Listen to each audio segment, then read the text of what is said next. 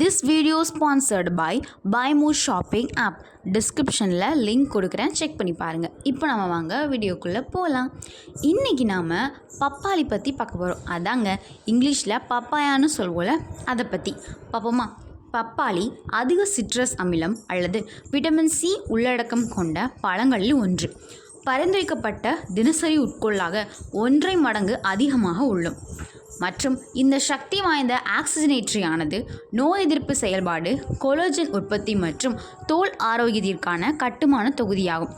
பப்பாளியில் beta carotene நிறைந்துள்ளது.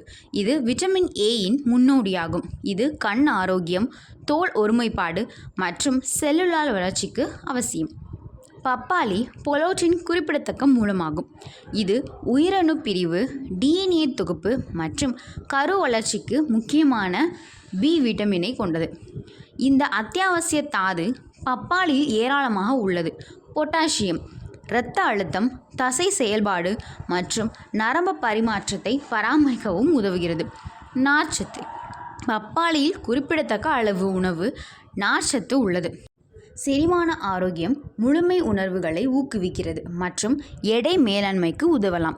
கூடுதலாக பப்பாளி பற்றி பல்வேறு விட்டமின்களும் மற்றும் விட்டமின் இ உட்பட அத்தியாவசிய தாதுக்கள் மூலமாகவும் விட்டமின் கே, கால்சியம் மற்றும் மெக்னீசியம் ஊட்டச்சத்து மதிப்பின் அடிப்படையில் இது ஒரு உண்மையான நன்கு வட்டமான பழமாகவும் அமைகிறது.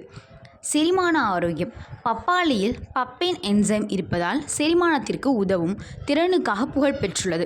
இந்த நொதிப்புறங்களை உடைக்க உதவுகிறது. வீக்கம் ஏற்படுவதற்கான வாய்ப்பை குறைக்கிறது. மலச்சிக்கல் மற்றும் பிற இரைப்பை குடல் பிரச்சனைகளையும் தீர்க்கிறது. பப்பாளியில் அதிக அளவு விட்டமின் சி உள்ளது. இது விட்டமின் நோய் எதிர்ப்பு சக்தியை வலுப்படுத்த உதவுகிறது. நோய் தொற்றுகள் மற்றும் நோய்களை எதிர்த்து போராடும் உடலின் திறனை அதிகரிக்கிறது. பப்பாளியில் லைகோபின் மற்றும் பீட்டா கேரோட்டின் போன்ற தனித்துவமான ஆன்டி ஆக்சிடன்ட்கள் உள்ளன. அவை சக்தி வாய்ந்த அலர்ஜி எதிர்ப்பு பண்புகளை கொண்டுள்ளது. இந்த பண்பு நாள்பட்ட அலர்ஜி நிலைகளுடன் தொடர்புடைய அறிகுறிகளை போக்கவும் உதவும். பப்பாளியில் நார்ச்சத்து கலவை, பொட்டாசியம் மற்றும் ஆன்டி ஆக்சிடன்ட்கள் கொலஸ்ட்ரால் அளவை குறைக்கவும், உகந்த இரத்த அழுத்த அளவை பராமரிக்கவும், இதய நோய் அபாயத்தை குறைக்கவும் உதவும். புற்றுநோயை தடுக்கும் பப்பாளி உள்ள ஃபைட்டோ கெமிக்கல்கள், கரோட்டினாய்டுகள் மற்றும் ஃப்ளோனாய்டுகள் உட்பட புற்றுநோயை எதிர்த்து போராடும் பண்புகளை கொண்டிருக்கும். இது சில வகையான புற்றுநோய்களின் வாய்ப்பை குறைக்கும் என்று ஆய்வுகள் தெரிவிக்கின்றது. சர்க்கரை நோயின் மேலாண்மை பப்பாளி சர்க்கரை நோய்க்கு நல்லது. இது குறைந்த கிளைசமிக் குறியீட்டை கொண்டுள்ளது. இது நீரிழிவு நோயாளிகளுக்கு ஏற்ற பழமாகும். அதிக நார்ச்சத்து உள்ளடக்கம் இரத்த சர்க்கரை அளவை கட்டுப்படுத்தவும் உதவும். பப்பாளியில் உள்ள விட்டமின் சி மற்றும் ஏ ஆகியவற்றை பங்களிக்கிறது. ஆரோக்கியமான தோல் கொலோஜன் உற்பத்தியை ஊக்குவிப்பதன் மூலம் அவை நேர்த்தியான கோடுகள் மற்றும் சுருக்கங்களின் வளர்ச்சியை குறைக்கின்றன மற்றும் சூரியன் சேதத்திலிருந்து பாதுகாக்கிறது.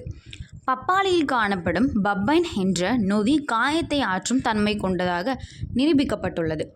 மேலும் இந்த நொதி சேதமடைந்த திசுக்களையும் சரி செய்ய உதவுகிறது மற்றும் விரைவாக மீட்க உதவுகிறது. பப்பாளியில் உள்ள கரோட்டினாய்டுகள் வயது தொடர்பான மாகுலர் சிதைவு மற்றும் கண்புரை ஆகியவற்றிலிருந்து கண்களை பாதுகாக்கும். பப்பாளியில் ஏராளமான மெக்னீசியம் மற்றும் விட்டமின் கே உள்ளது. இந்த 2 ஊட்டச்சத்துகளும் வலிமையான ஆரோக்கியமான எலும்புகளை பராமரிப்பதற்கு முக்கியமானவை.